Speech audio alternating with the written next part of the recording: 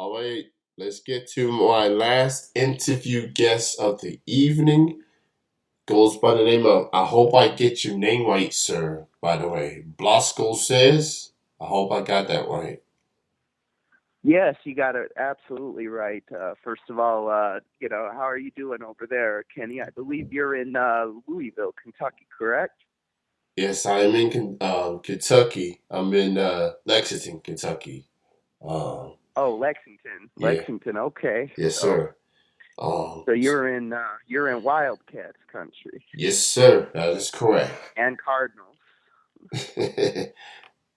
Wildcats, yeah, yeah. Cardinals, that's on the Louisville side. Um, Oh, okay. yeah. Okay, yeah, I'm not as familiar with all the geographic politics of Kentucky, but yeah. Yeah, we have quite the rivalry, sports wise. At least from my understanding, I've lived in different states throughout my life. I lived in Mississippi, Ohio, Kentucky, and Georgia. I've been in Kentucky most of my life, so I've moved around quite a bit. Um, so it's great to have Yeah, you. Mississippi, you've Yeah, definitely experienced a few different weather patterns. That sounds like. yeah, pretty much. The South, the Midwest. Um, I prefer the South weather than the Midwest because of the snow per se. Mm. Um, but that's just my opinion per se. Uh, but yeah, man, it's great to have you on the show this evening, and I look forward to having this chat with you. So I am a hip hop head. I listen to a variety of hip hop for most of my life. Now, I'm the type of How long? music. How long is that? Your repository of knowledge going back? Is it going? You said you listened to it for most of your life. I mean, Yeah, that's quite a. It sounds like you have quite a repository of knowledge.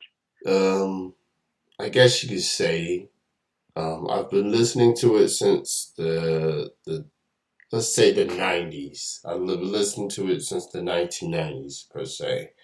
At Oh, least okay, what? I'm just trying to get kind of your reference of your library or listening Yeah, library. What I'm kind of doing when I'm asking that question. gotcha, gotcha. So as it pertains to your music, you're more of a high bass experimental hip hop artist. At least that's the type of hip hop that you are doing, that you are known for per se. So for people like myself that may not be too familiar with high bass experimental hip hop, talk a little Hmm. bit about that particular genre. Exactly what is high bass experimental hip hop?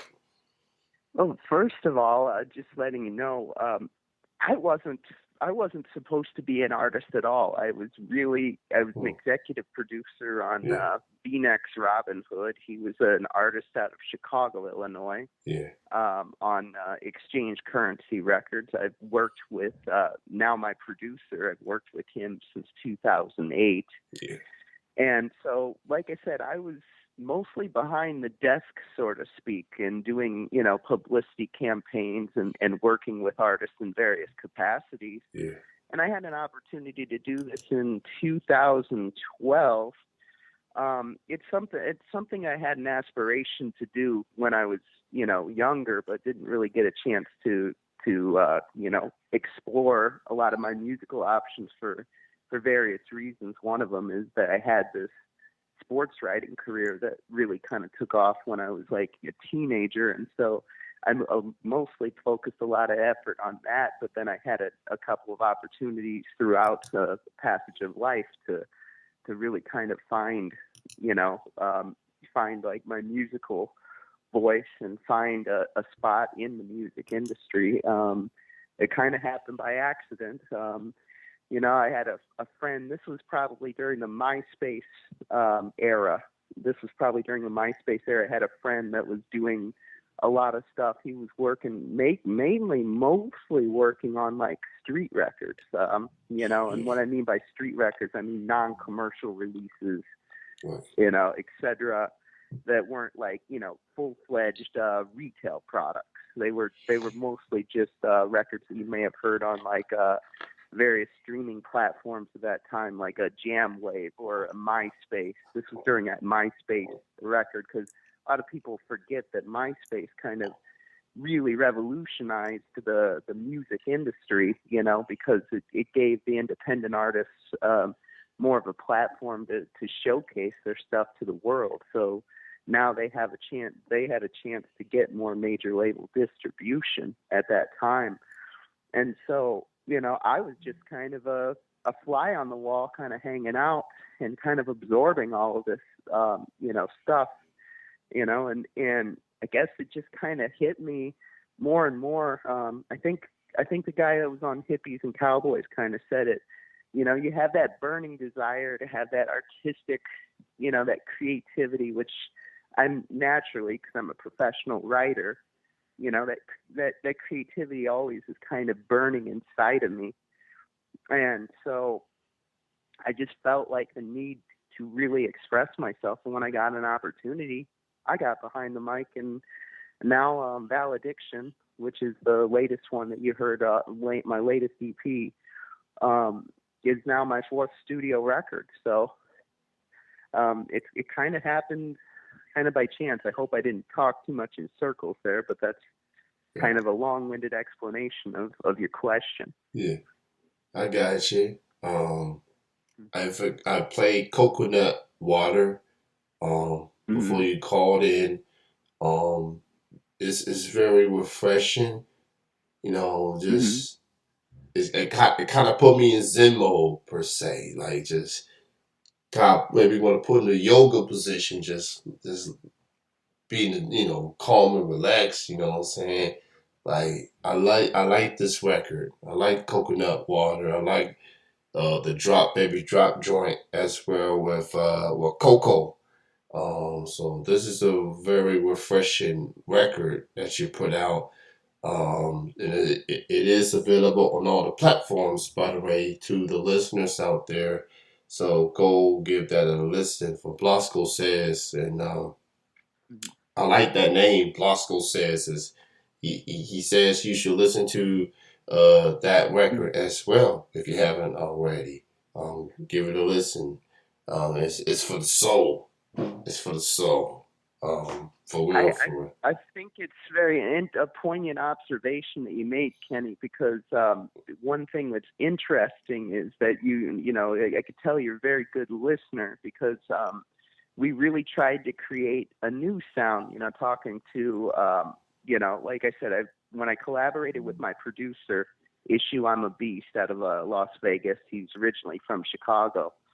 But when I collaborated with him, we actually did 50 tracks for that 6-track EP. So he must have scrapped it maybe half a dozen times, trying to find a different kind of ambient sound, kind of with different trap elements, and trying to mix it to give it a new sound, or something that's a little different. Because we're not, there's a saying in the music industry, and I've talked to a lot of producers. I used to live with a producer for 3 years. There's a saying in the music industry: you make records 2 years from now, not.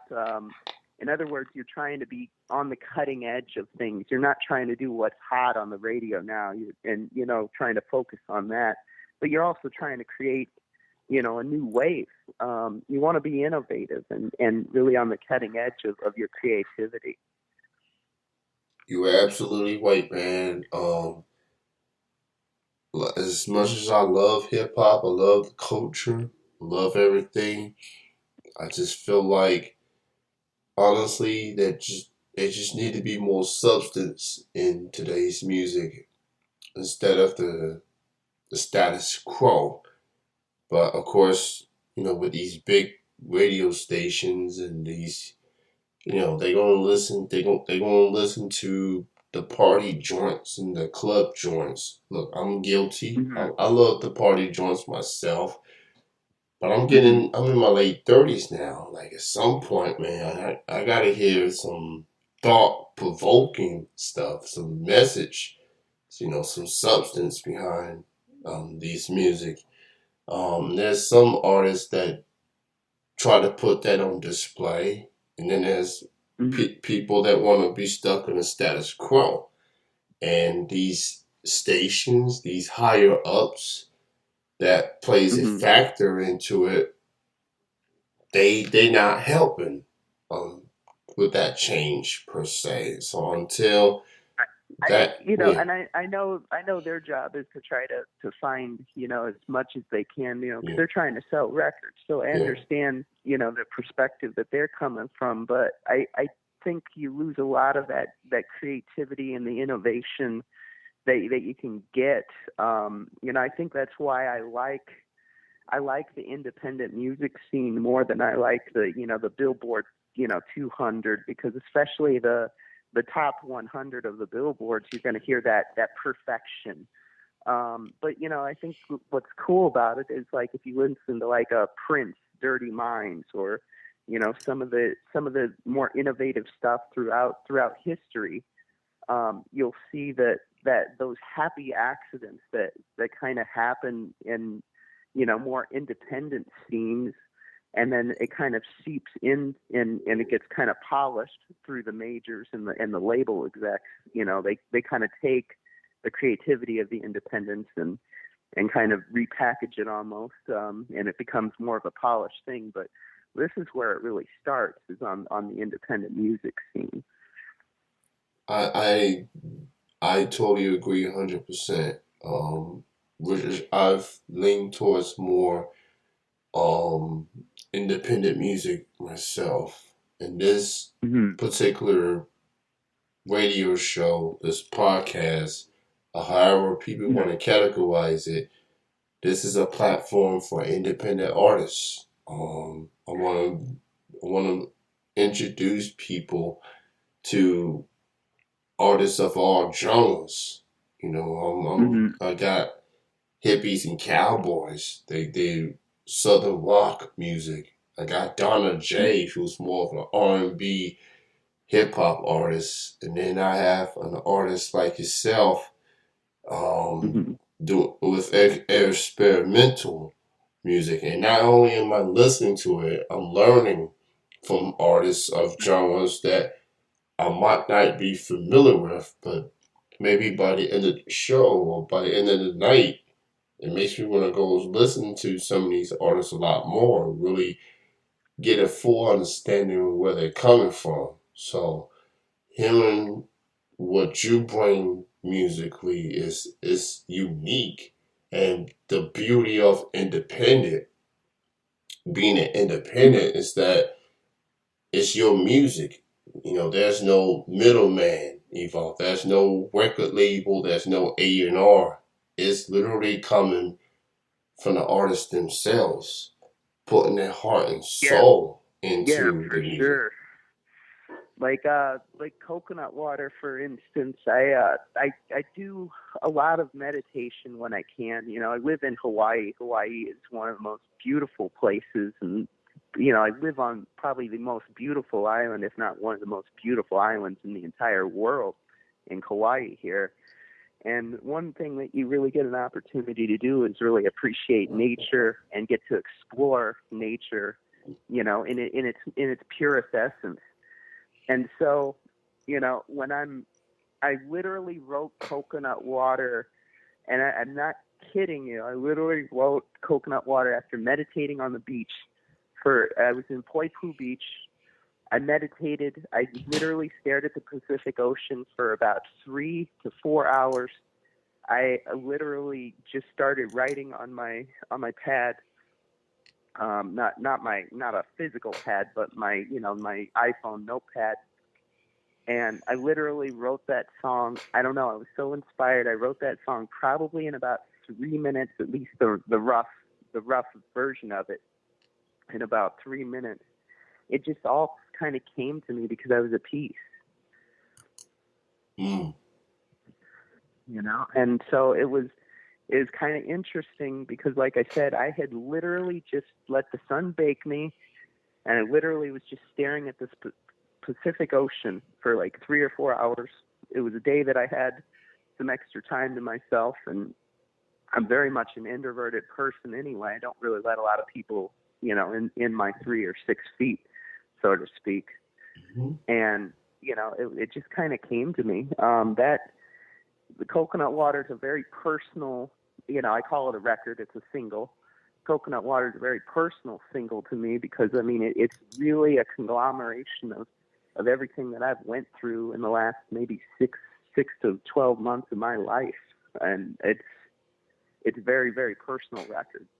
So Definitely a personal record. It's a deep record, and it's definitely going to, make people listen. And every now and then you go through a rough time. You're going through adversity. Sometimes you just gotta people look for some inspiration, look for something to help through trying times, and you put on a track like Coconut Water that helps. hmm So it's it's something worth listening to. I definitely would say it's definitely my favorite song off the record. So definitely go give it a listen. Fill out the petition. It's the name of the EP. It's available on all the platforms. I noticed you have had throughout the years of your career, going back to 2016, you released Space the Rainbow. And hmm you worked with some household names. You worked with Mystical, Kevin Gates. I see Juvenile is on here. ASAP Ferg, Schoolboy Q, Wanda Sykes. I do love to see Wanda Sykes. She's hilarious. Cryptic Wisdom. yeah, yeah, for sure. I love Cryptic Wisdom. I've seen him perform before. He's talented. He's dope. Um, Little Dicky. He's got to be. Yeah, Yeah, I just wanted to. I hope I didn't cut you. He's got to be one of the hardest touring guys yeah, that I got to give him some props because he's got to be one of the hardest touring guys that I've seen as far as getting his name out there and getting on stage. I think he tours actually with his mom and getting on stage and doing his thing. I got to give him a lot of props for yeah. the work that he's put in. Yeah, absolutely. I seen him perform many years ago, and he killed it that night. He was at a small bar, about 50, 60 people was there. It was a crowded bar, and he had the crowd going throughout the whole evening. It was a blast. He's not a very tall guy, but he commands that stage Yes. really well. He definitely compensates for for it. Like he's just got that presence. Yeah. So, with the names that I've mentioned off the Space the Rainbow record, which came out in 2016, that is not on Spotify actually. I mean, it was, but now it's not. It is on Tidal. Um, hmm what's it It's like? pretty much Get on every single major platform except Apple Music and yeah, Spotify. And that it's such an elongated rabbit hole about. I yeah, kind of draw a parallel between like what De La Soul is going through with some of mm, their licensing issues with samples and stuff like that. yeah, But yeah, like I said, it's on every major platform. We're still trying to get to the bottom of it. We've been on conversations with our distributor, which is TuneCore. A lot of people don't realize that TuneCore is a dual thing. It's a distributor and a publisher. So it's just kind of one of those things where I'm just ready to have it back on live, so that there's my entire collection of albums like it is on Tidal. That's how it's supposed to be, is having 3 or 4 of my records right there, yeah, So I'm looking forward to that. I had about I want to say, and this is non-botted, of course, because I know the use of bots and how people can kind of perpetrate their, I call them bot bitches, but Yeah. but how people can kind of perpetrate their numbers and jack them up. I had about 300,000 organic streams with my single which was also remixed. Shouts out to Michael Watts in Houston. Michael Yes. Watts did a remix of in 2017, and he was very kind. I contacted him. I'll tell you what. From Swisha House, he's one of the most. He's got probably one of the most historic track records of anybody in music, and he's one of the most humble and just chill guys you'll ever meet, and so knowledgeable, obviously, with all the things that he's done with Chameleonaire and Paul Wall. And he was very gracious to remix, which to have him bless it and screw and chop it, I almost had a Wayne's World moment. I feel like I'm not worthy to somebody of somebody of that stature, a DJ of that stature touching my record. It was pretty awesome. And one thing, and kind of going back and reverting back to what you were saying earlier about different styles of music. One thing that he said in an interview is that you never really know what the next big thing is, and he was so eloquent about that, because he's just been through almost everything you can imagine in the game. I mean, I can't think of too many other people in our genre that is bigger than him, or has achieved or sold as many records as him throughout the years with Swisha House. And they even have at Rice University, they actually have an entire like montage in the library at Rice University devoted to the history of Swisha House. I don't know if you knew that, but really, really interesting. Just shouts out to the King of the South, Yeah, man, it's just remembering back in those days when Houston had the one that they had. Guys like Chameleonaire, Paul Wall, Slim Thug, Mike Jones, Big Pokey. Shouts out to Pokey. Big Pokey. Just the list goes on and on. Like, it's one thing to have, your regular remix of a song, but when you get that chop and screw version and you playing it in the car, cruising, like, yeah, that's that was big. Yeah. I'll share a story, because he did it in 24 hours. Yeah. We did it. It was all correspondence through email, like everything is done in the Dropbox era of music that we live in now. The interesting thing about it, he just literally sent me an email, and I mean, you just know you're this amazing when all you can say is done. I mean, it was literally that simple. He just said done, attached the two files. I had another song called Smoke and Steer that still isn't yet to be released. I'm still sitting on that. That was remixed by him as well. So I'm very, very, very blessed to have that opportunity to even collaborate with somebody of his stature. Yeah, there's a lot of hip hop fans that might not be familiar with Michael Watts, or that Houston sound. I'm gonna need those individuals to go to a thing called YouTube and type chop and screw, or type that name. I bet some of your favorite hit songs back in those days was chop and screw. Your mind would Well, be he learned blown. it. The name Screwed was derived from not him, but it was a guy that he learned it from. Yeah. He was his apprentice. His name was DJ Screw. Yeah. He kind of had a kind of a tragic ending to his life. They found him.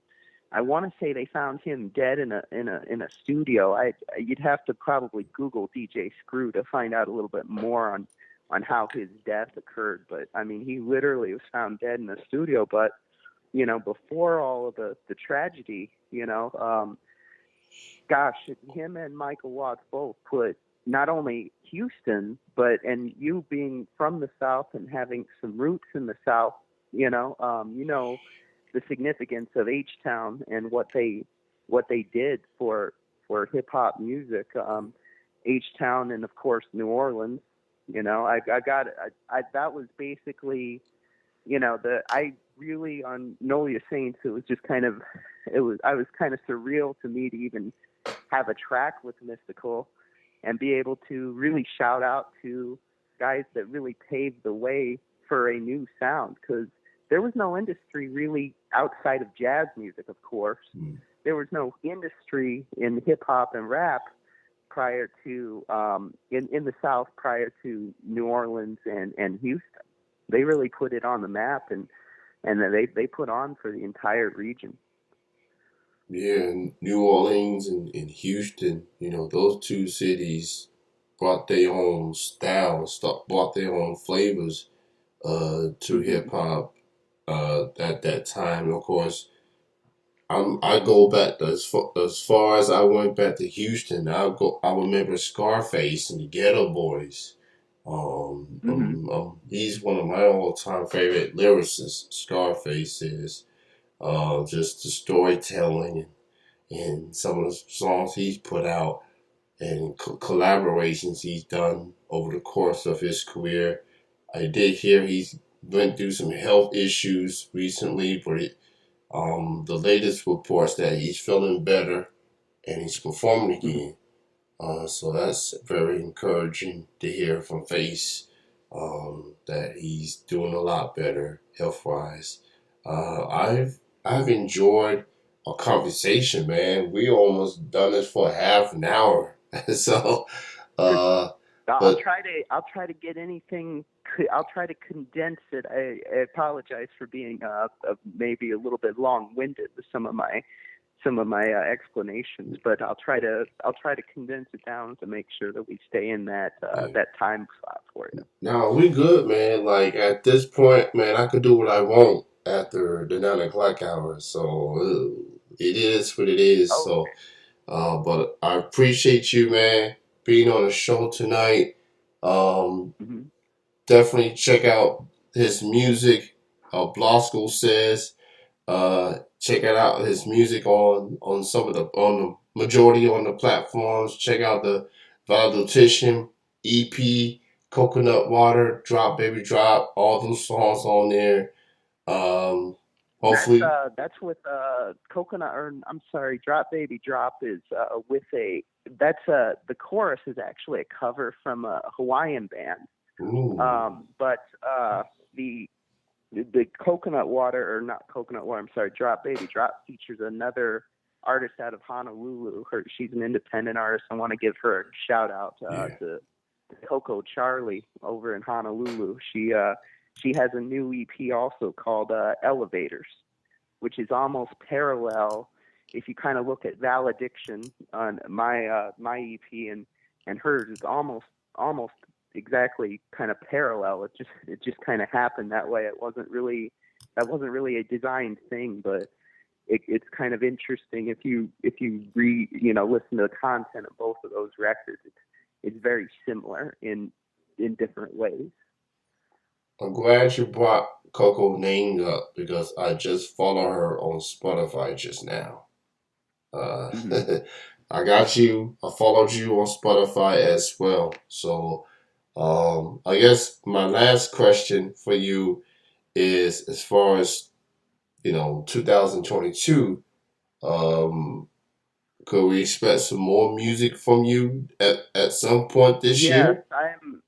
I'm really starting to kind of, I'm obviously, yes. The short answer is yes, Yeah. and I'm working right now. I'm collaborating with another songwriter in India, and then I'm also collaborating with my longtime producer. I'll always be working with him in some capacity. I've known Stevie since 2008, and yeah, I will be dropping some more stuff. I'm also planning on doing an animated video with coconut water. That ought to be coming out sometime, and that'll probably even give a little bit more connection to, kind of the lyrical content of what I was going through, because I really tried to dig in deep into what I was feeling. Yeah. Like I said, I kind of quote the guy from Hippies and Cowboys earlier.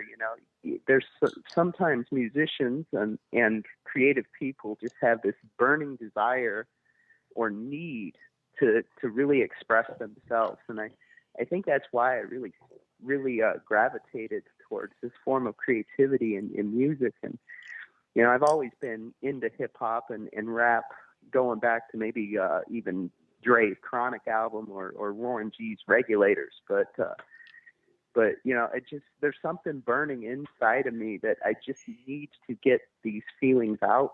I feel like they can also do good for somebody that's listening out there. He talked about he was very eloquent with talking about the impact of how you can have an impact on one person. As recording artists, whether we're on a major platform or an indie platform, we all have that opportunity to really, really touch somebody's life. And that's something that we don't have enough connectivity in this world, especially, after the pandemic, which is kind of even, probably separated us more. There's not a lot of common ground anymore. It seems like everybody's more looking for how we're different than how we're alike. And there's so many things that we're closer to each other than we think we are. And I think that's one thing that I really try to express on my records in different ways, is, trying to really, kind of reach out and basically, touch somebody with my record. My record was basically a conglomeration of everything that happened in my life. And the last year or so has been extremely different and rough. I've had to deal with a lot of different things. Seems like every week or something I've had to deal with some kind of adversity. And being able to write this record was almost a complete therapy. It was a way to express these feelings that I had bottled up, etc. Yeah. So it's like Kurt Cobain said. I quote Kurt Cobain, and I'm not even really that big of a fan of Nirvana. Most people that truly love music end up becoming musicians. Yeah, absolutely, man. Rest in peace, Kurt Cobain. Definitely a revolutionary artist, and what he meant as an artist, and what Nirvana has done. Um, Still headbang to "Smell Like Teen Spirit" to this day. Just that's timeless. What's interesting about Nevermind, the release of Nevermind, which Yeah. was his big commercial record, Yeah. is that he was going through a lot of personal turmoil, because Nirvana had an album called Bleach, which that was their debut album, which was called Bleach. Mm-hmm. And right the day Nevermind was released, Kurt Cobain was actually evicted from his apartment. I did not know that, man. Yeah, I just thought that was kind of an interesting, I just thought I'd throw that out to the listeners. He was going through a lot of personal turmoil while he was recording this major label record, and it had to be difficult for him because he had such a fundamental way of, feeling about, corporate America and some of the label execs that you talked about earlier. I mean, even when he was on the cover of Rolling Stone, his first Rolling Stone album was, he was wearing a shirt that said "Corporate magazines still suck," and so he was living in almost like an unparalleled universe, so to speak, because he had to live in this corporate world now, which he despised, and yet still try to express himself. That must have been very difficult for him to go through as an artist, when he had such strong feelings about, different things. I mean, even Smells Like Teen Spirit kind of touches base on the corporatization and how he feels about pop culture in America and New World. Yeah. Yeah, that's exactly right, man. With him, got that us against the world mentality, and it worked. You know, it made him a household name as an artist, and he still resonates with a lot of people to this day. And it's been 3, 4 decades since he passed Wow. away. Just Yeah, yeah, and I mean it I didn't mean to cut you, but yeah, literally it literally killed him, because you have this fundamental feeling about the world, and he really expressed that in a lot of his music. mhm, And like I said, he was living in what I refer to as unparalleled universes. It literally, I think it literally accelerated his demise. I know he had a heroin addiction, mhm, but that really kind of accelerated that, and we kind of watched that kind of downward spiral happen, and in the public eye, that could not have been easy for him or his band to see him go through those ordeals. There's actually a really good interview, probably maybe a year before he passed, by a guy named Nardwar, who was a journalist out of Canada. Nardwar stands for, he calls himself the human serviette, or the human napkin. I don't know, some kind of cute name, I guess you could say, for him. And he actually interviews him backstage on film.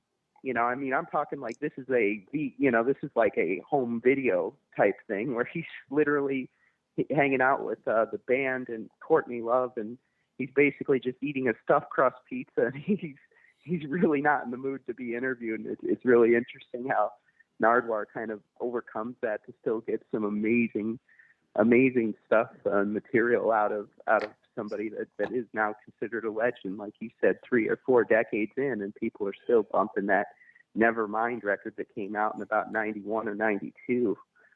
So I think it was recorded in 91 and it was released in 92, I believe. yeah. I want to correct myself. It was now been almost 28 years since he passed away.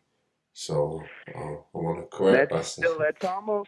That's just a shade under 3 decades. Yeah, That was I want to say 94. So yeah, yeah, that would have been 20 94. years. I remember that, pretty vividly. MTV did, I don't know, countless hours of film footage and everything, devoted to his death. And and then, like I said, that Nirvana Unplugged album really was the absolute creative zenith of that band. I'm not even a huge Nirvana fan per se, but I just thought I'd quote him just because I talk about that burning desire again to Yeah, create and to be creative.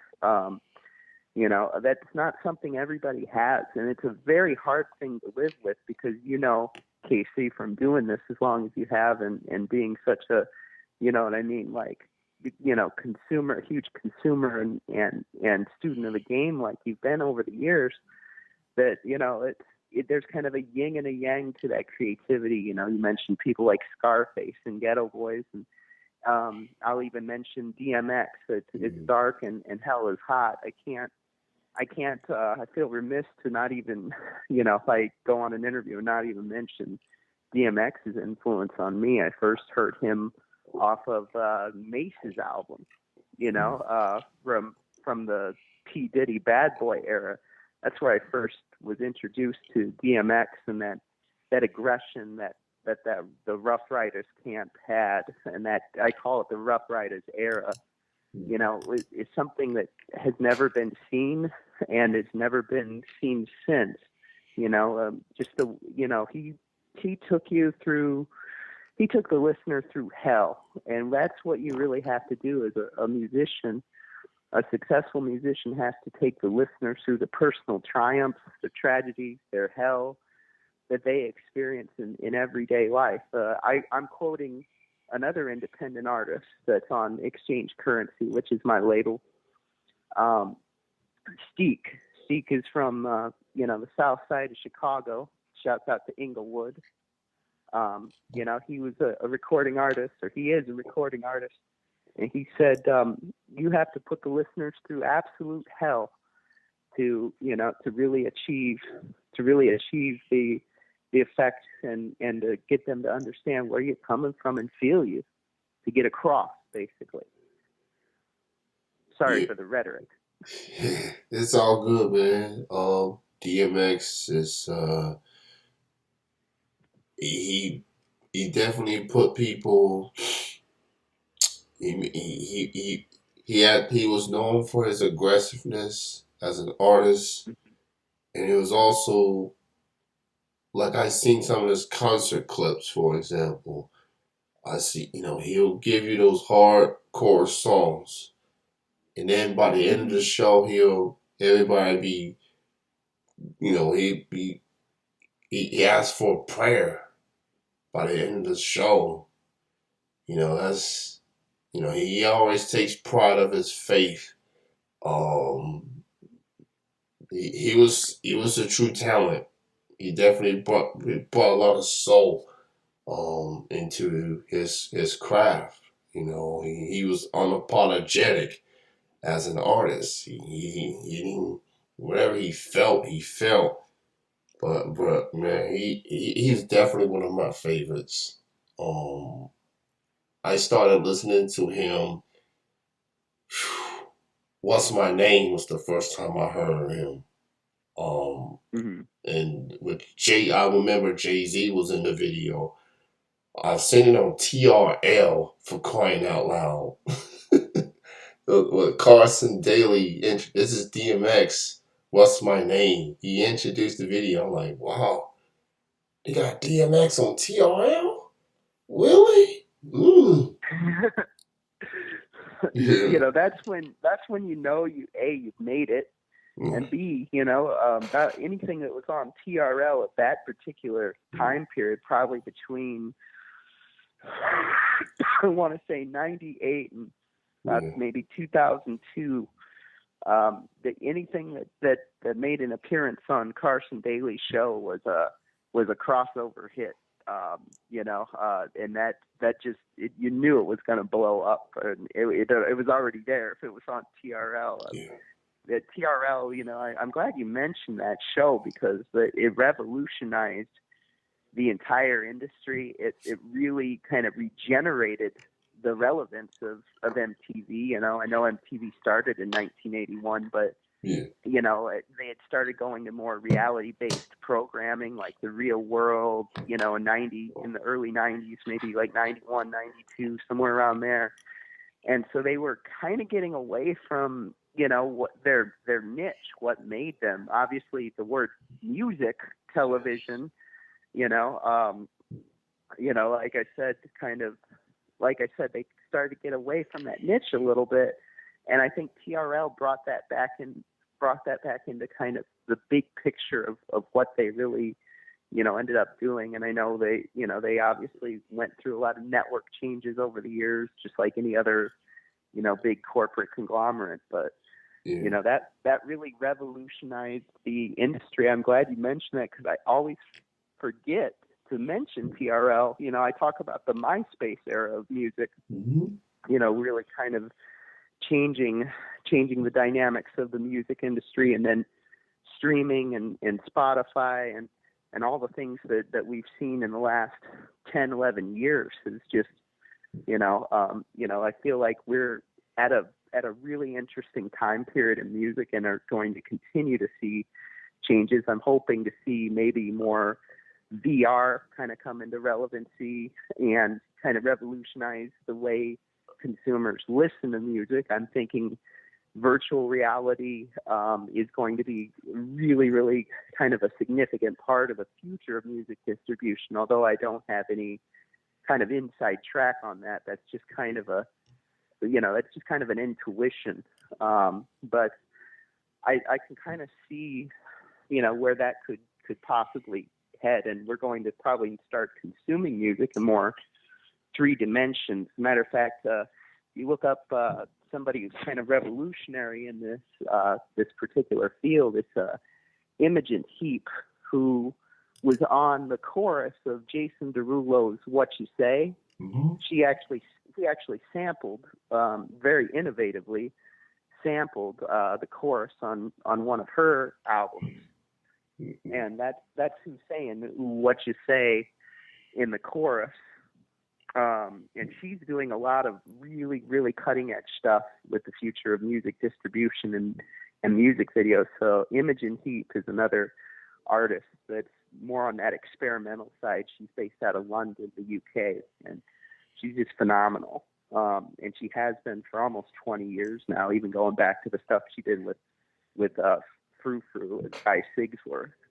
Yeah, absolutely, man. Just great stuff.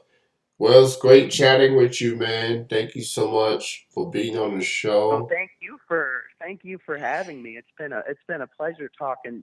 We call it here on Kauai. We call it talking story. Talking story. I enjoyed it from the beginning to end, man. You congrats, props to you on your music and what you bring differently, and I look forward to your new material. Thanks again for your time. Um, Keep doing your thing, and I look forward to hearing your new music once it's released. With that being said, man, you enjoy your evening and enjoy the rest of your weekend. Again, thanks for being on. All Appreciate right. it. You as well, Kenny, and would definitely love to have be a guest on your show again. I'm honored to be on that. Thank you very much for, as we say in Kauai, mahalo nui loa. So thank you very much for having me, and look forward to forging a relationship with you in the future. Absolutely, man. You enjoy your night.